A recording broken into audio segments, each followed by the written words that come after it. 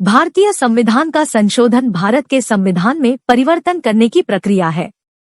इस तरह के परिवर्तन भारत की संसद के द्वारा किए जाते हैं। इन्हें संसद के प्रत्येक सदन से पर्याप्त बहुमत के द्वारा अनुमोदन प्राप्त होना चाहिए और विशिष्ट संशोधनों को राज्यों के द्वारा भी अनुमोदित किया जाना चाहिए।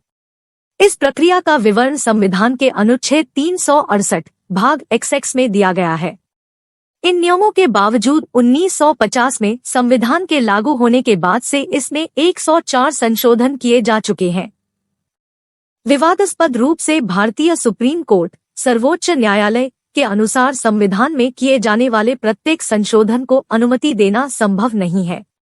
एक संशोधन इस प्रकार होना चाहिए कि यह संविधान की मूल संरचना का सम्मान करे, जो कि अपरिवर्तनीय है। प्रक्रिया: एक संशोधन के प्रस्ताव की शुरुआत संसद में होती है, जहां बिल के रूप में पेश किया जाता है। इसके बाद इसे संसद के प्रत्येक सदन के द्वारा अनुमोदित किया जाना चाहिए। प्रत्येक सदन में इसे उपस्थित सांसदों का 2/3 बहुमत और मतदान प्राप्त होना चाहिए और 2 सभी सदस्यों, उपस्थित या अनुपस्थित, का साधारण बहुमत प्राप्त होना चाहिए। इसके बाद विशिष्ट संशोधनों को कम से कम आधे राज्यों की विधायिकाओं के द्वारा भी अनुमोदित किया जाना चाहिए। एक बार जब सभी अन्य अवस्थाएं पूरी कर ली जाती है, संशोधन के लिए भारत के राष्ट्रपति की स्वीकृति प्राप्त की जाती है, परंतु यह अंतिम प्रावस्था केवल एक औपचारिकता ही है। संविधान पर्याप्त बहुमत की आवश्यकता के बावजूद यह दुनिया में सबसे ज्यादा बार संशोधित किया जाने वाला प्रशासक दस्तावेज है। हर साल में औसतन 2 संशोधन किए जाते हैं। आंशिक रूप से लंबाई और संविधान के विस्तार की वजह से यह दुनिया के किसी में संप्रभु राष्ट्र की तुलना में सबसे लंबा संविधान है, जिसमें 395 अनुच्छेद और 14500 से भी ज्यादा शब्द हैं।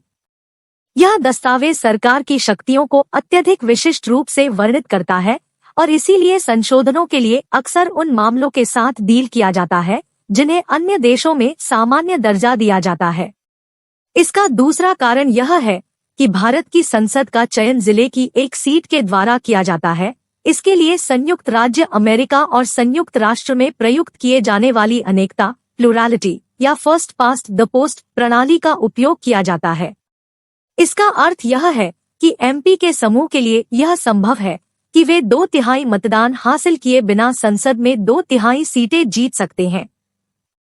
उदाहरण के लिए संविधान के तहत पहले 2 चुनावों में भारतीय राष्ट्रीय कांग्रेस ने आधे से भी कम राष्ट्रीय मतदान हासिल किए थे, लेकिन लोकसभा निचले सदन में 2/3 सीटें हासिल की थी।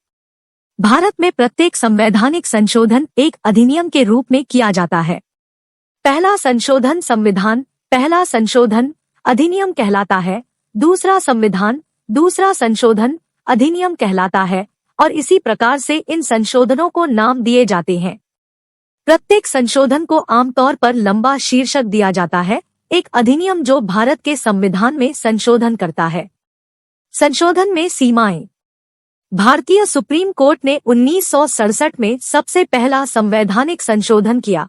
यह संशोधन गोलकनाथ बनाम पंजाब राज्य के मामले में किया गया था। यह संशोधन इस आधार पर किया गया कि यह अनुच्छेद 13 का उल्लंघन कर रहा था, जिसके अनुसार राज्य कोई ऐसा कानून नहीं बनाएगा जो मौलिक अधिकारों के चार्टर में दिए गए अधिकारों का संक्षिप्तीकरण करता हो या उसे नष्ट करता हो। इस अनुच्छेद में शब्द कानून की व्याख्या संविधान में संशोधन को शामिल करने के रूप में की गई है। संसद ने 24वें संशोधन को अधिनियमित करने के द्वारा प्रतिक्रिया दी, जिसके अनुसार संविधान के किसी भी संशोधन में कुछ भी अनुच्छेद 13 लागू नहीं होगा। संशोधन में वर्तमान सीमा केशवानंद बनाम केरल राज्य में देखी जा सकती है। उस मामले में सुप्रीम कोर्ट, सर्वोच्च न्यायालय ने कहा कि संविधान में संशोधन इस प्रकार का होना चाहिए कि यह संविधान की मूल संरचना का सम्मान करे। इस दस्तावेज में कहा गया कि संविधान के विशिष्ट बुनियादी लाक्षणिक गुणों को संशोधन के द्वारा परिवर्तित नहीं किया जा सकता। भारतीय संसद ने इस सीमा को हटाने का प्रयास किया। इसके लिए 42वें संशोधन का अधिनियम बनाया गया, जिसके अनुसार इस संविधान में संशोधन के लिए संसद की शक्तियों में कोई सीमा नहीं होगी। हालांकि बाद में मिनर्वा मिल्स बनाम भारत में इस परिवर्तन को सर्वोच्च न्यायालय के द्वारा अवैध घोषित किया गया। मौलिक अधिकार फंडामेंटल राइट्स। मौलिक अधिकारों के चार्टर की कटौती संविधान में संशोधन के लिए सबसे महत्वपूर्ण कारण है। इसे संविधान की अनुसूची 9 में मौलिक अधिकारों के प्रावधान के विपरीत कानून बनाकर प्राप्त किया जा सकता है। अनुसूची 9 ऐसे कानूनों को केवल सीमित न्यायिक समीक्षा के लिए खुला रखकर इन कानूनों की सुरक्षा करती है। प्रतिबंध के प्रारूपिक क्षेत्रों में संपत्ति के अधिकारों से संबंधित कानून शामिल है। इसमें अल्पसंख्यक समूहों जैसे अनुसूचित जाति, अनुसूचित जनजाति और अन्य पिछड़े वर्ग के पक्ष में सकारात्मक कार्रवाई को भी शामिल किया जाता है। जनवरी 2007 में किए गए एक ऐतिहासिक फैसले में सर्वोच्च न्यायालय ने पुष्टि की कि सभी कानून, इसमें वे कानून भी शामिल हैं जिन्हें अनुसूची 9 में दिया गया है, न्यायिक समीक्षा के लिए खुले होंगे यदि वे संविधान की मूल संरचना का उल्लंघन करते हैं। मुख्य न्यायाधीश योगेश कुमार सभरवाल ने कहा, यदि अनुसूची 9 में दिए गए कानून मूल अधिकारों का संक्षिप्तीकरण करते हैं या उन्हें रद्द करते हैं तो इसके परिणामस्वरूप संविधान की मूल संरचना में उल्लंघन होगा। ऐसे कानूनों को अवैध करार देना चाहिए। 2.3 क्षेत्रीय परिवर्तन। पांडिचेरी की पूर्व फ्रांसीसी कॉलोनी, गोवा की पूर्व पुर्तगाली कॉलोनी को भारत में शामिल किए जाने और पाकिस्तानी प्रांतों के साथ अल्प विनिमय के कारण भारतीय क्षेत्र में परिवर्तनों को बढ़ावा देने के लिए संविधान में संशोधन किए गए हैं। 200 मील की विशेष आर्थिक जोन पर तटीय अधिकारों के संबंध में और मौजूदा राज्यों के पुनर्संगठन के द्वारा नए राज्यों और केंद्र शासित प्रदेशों के गठन के लिए भी संशोधन आवश्यक है। संक्रमणकालीन प्रावधान। संविधान में संक्रमणकालीन प्रावधान को भी शामिल किया गया है जो केवल सीमित अवधि के लिए ही लागू किए जाते हैं। इनमें समय समय पर नवीनीकरण की आवश्यकता होती है। संशोधनों के द्वारा संसद की सीटों में अनुसूचित जातियों और जनजातियों के लिए आरक्षण को हर 10 साल में बढ़ाया जाता है। राष्ट्रपति शासन को पंजाब में 6 महीनों के खंडों में एक विस्तृत अवधि के लिए तब तक लागू किया गया जब तक कि खालिस्तान आंदोलन और विद्रोह थम नहीं गया। लोकतांत्रिक सुधार।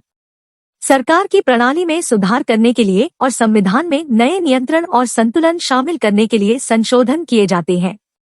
इनमें शामिल है अनुसूचित जातियों के लिए राष्ट्रीय आयोग का गठन, अनुसूचित जनजातियों के लिए राष्ट्रीय आयोग का गठन, पंचायती राज कर लिए प्रणाली का गठन, स्थानीय स्वप्रशासन, पार्टी निष्ठा बदलने से सदस्यों की अयोग्यता, मंत्रिमंडल के आकार पर प्रतिबंध, एक आंतरिक आपातकाल लगाने पर प्रतिबंध,